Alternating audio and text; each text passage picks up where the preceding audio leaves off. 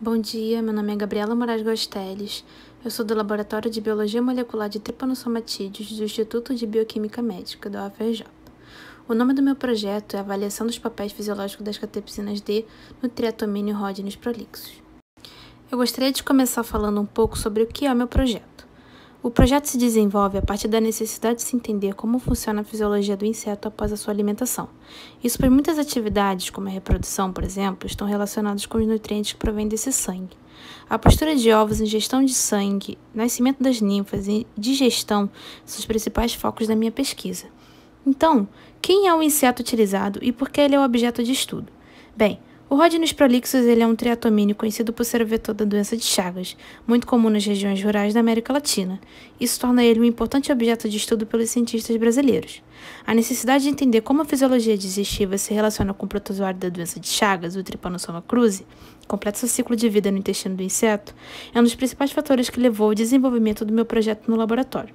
Ainda mais sabendo, através de pesquisas anteriores, que grande parte desses parasitas sofrem lise celular nas primeiras 24 horas após a ingestão desse sangue, e que essa lise pode estar associada com a liberação dessas proteases aqui estudadas. Outra razão que se utiliza do Rhodines para o estudo é que ele é um hematófago restrito. Isso significa que durante todas as fases do seu crescimento, os nutrientes vêm do sangue que ele se alimenta.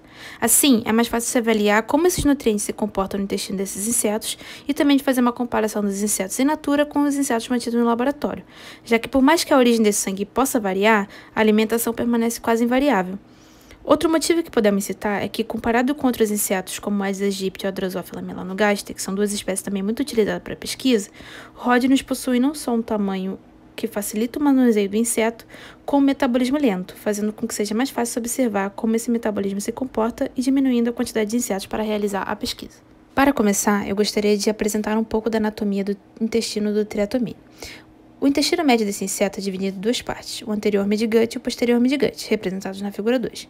Foi descrito na literatura que o proteoma do inseto possui cerca de 20 sequências de proteases, e por análise transcriptômica foi visto também que a catepsina D, ou proteases asparticas, são preferencialmente expressas no anterior midgut, enquanto outras catepsinas, como a L e a F, são mais expressas no posterior midgut. No esquema da figura 3, podemos ver essa divisão anatômica melhor representada, onde a região mais volumosa, chamada pelo autor de PRM, seria o anterior midgut ou pró-mesentério, e a região semelhante ao nosso intestino delgado seria o posterior midgut ou pós-mesentério PSM. Apesar de não estar na figura, achei interessante comentar que as fêmeas dessa espécie possuem 2 ovários lateralmente ao anterior midgut. Como dito anteriormente, essas proteases asparticas do inseto já eram conhecidas por provocar a digestão das proteínas do sangue. Mas um estudo envolvendo Trypanosoma cruzi mostrou que após a infecção pelo parasita havia um aumento na expressão dessas enzimas no intestino do inseto, principalmente no anterior midgut e no posterior midgut, as subdivisões explicadas anteriormente. Os dados dessa pesquisa indicaram que esse aumento na expressão se dava pela própria infecção pelo parasita, para provocar um controle na carga parasitária que evitaria um desequilíbrio populacional.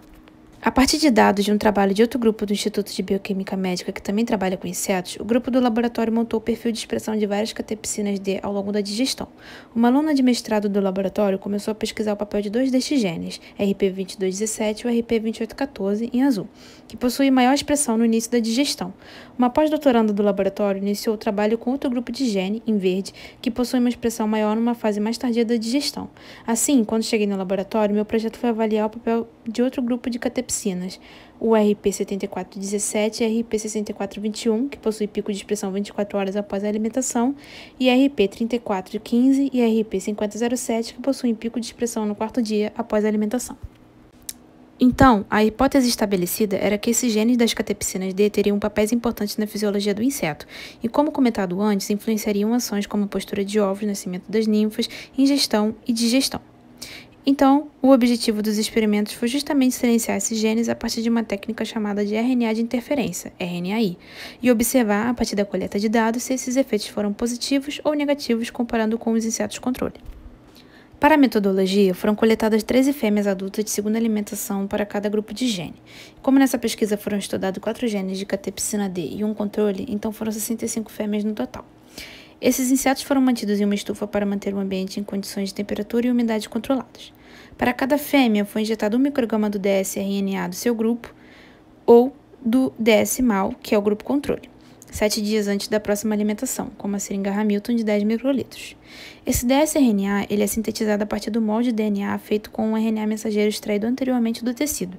Isso pois, apesar de extrair o DNA ser mais simples, a presença de regiões não codificadas desse DNA, os introns, não seria interessante. Essa parte da síntese do DNA complementar e do dsRNA foi feita antes da minha entrada no laboratório pela minha co-orientadora. Cada grupo recebeu uma combinação de cores que seria representada nas asas das fêmeas, facilitando sua identificação e separação após a alimentação. Essa alimentação foi feita em orelha de coelhos vivos por cerca de 40 minutos dentro da colônia. Essas fêmeas, no dia da alimentação, foram pesadas em jejum e imediatamente após a alimentação para a quantificação do sangue ingerido. Esses insetos foram separados posteriormente em potes individuais para que se pudesse avaliar a postura de ovos e o nascimento das ninfas sem interferência das outras fêmeas. No 4º dia após a alimentação, 3 insetos de cada grupo são escolhidos de forma aleatória para serem dissecados. Esses insetos são separados numa placa gelada para diminuir sua reação e são um por um dissecados numa placa com tampão PBS, onde se retirava o intestino e colocava no microtubo. Para a extração do RNA desses tecidos, foi feita uma homogeneização com pistilos de plástico adicionados químicos, como o reagente trisol e o etanol, buscando homogeneizar as amostras, separar as fases e isolar o RNA. Antes e após a dissecação, durante 28 dias, de 3 em 3 dias, esses insetos são novamente pesados e a partir do 4º dia, os ovos colocados são contados e ambos o peso e a quantidade de ovos são anotados. Coloquei a tabela do grupo DSRP 7417 para demonstrar como esses dados são coletados no ambiente do laboratório. Aqui, eu queria explicar melhor o que é o RNA de interferência, que é a parte inicial do experimento. Basicamente, o RNAi é um processo onde se produz uma molécula de RNA dupla fita, ou seja, fitas complementares. Esse RNA dupla fita, ou dsRNA, é injetado nessas fêmeas adultas, onde lá dentro, no citosol das células desse inseto, essas fitas se separam e uma delas é degradada, enquanto a outra é captada por uma enzima, que começa a procurar nos RNA mensageiros uma fita que se encaixe na fita injetada. Esse RNA mensageiro que for complementar ao dsRNA é então degradado e dessa forma a proteína que seria traduzida a partir dele passa a não existir ou ter sua quantidade reduzida significativamente. Essa técnica é uma forma de silenciamento pós-transcricional. Coloquei uma figura representando como esse processo ocorre. Aqui, um fragmento do dsRNA se pareia com o RNA mensageiro, causando a destruição do RNA mensageiro e, por consequência, a diminuição da tradução da proteína. Conforme esses dados são coletados e tabelados, a partir deles foi feita uma análise estatística para avaliar a ingestão de sangue, número de ovos e eclosão. De início, foi feito um teste de normalidade para verificar se os dados têm distribuição normal. Caso fosse confirmada a distribuição normal, seria feito um teste T para comparar os grupos testados e o grupo controle. Se a distribuição não fosse normal, seria feito um teste Mann-Whitney para comparar os dois grupos, sendo o P menor que 0,05, a diferença entre esses grupos é considerada estatisticamente significante. Então, na primeira figura, temos o gráfico da ingestão de sangue que mostra que não houve variação entre os grupos. Na figura 12A, podemos avaliar a digestão dos insetos de cada grupo. E podemos ver que não há diferença significativa na perda de peso quando comparado com outros grupos das catepsinas e o controle. Na figura 12B, vemos a taxa de eclosão dos ovos, observando novamente não haver diferença entre os grupos testados e o grupo controle. Na 12C e 12D, vemos os números de ovos colocados por fêmeas adultas e a oviposição agora comparado com os dias após a alimentação. Nas duas imagens, podemos ver que não há variações entre a oviposição dos grupos e o grupo controle. Para avaliar a sobrevivência dos insetos, foi feito um teste estatístico com os dados da mortalidade coletados até o último inseto morto. O teste mostra que não houve variação na sobrevivência dos grupos das catepsinas e do grupo controle. Com base nos resultados, podemos dizer que não foi evidenciado nenhuma variação significativa nas ações fisiológicas que buscamos estudar.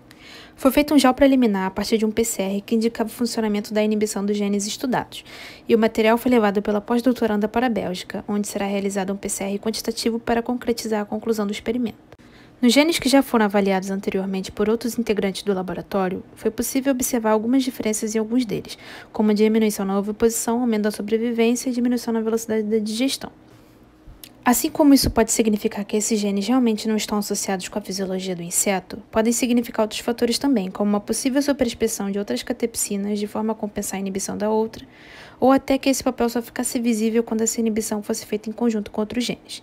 Esse resultado abre a possibilidade de estudos futuros buscando objetificar essas hipóteses supracitadas.